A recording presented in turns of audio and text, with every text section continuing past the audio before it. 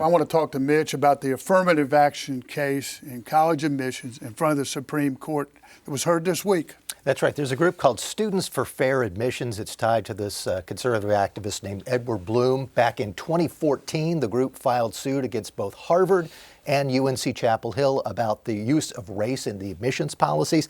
And basically, both of these suits took direct aim at a 2003 precedent in the U.S. Supreme Court in a case called Grutter v. Bollinger.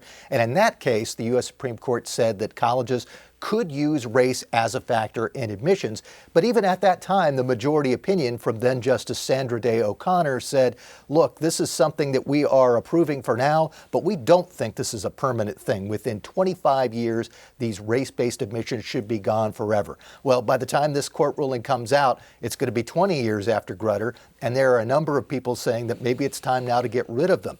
Now, there's been a lot of support from the universities across the country for both the UNC case and the Harvard case, which were both in front of the U.S. Supreme Court for oral arguments this week. Even the U.S. government is on the side of the universities, the Solicitor General participating in those oral arguments.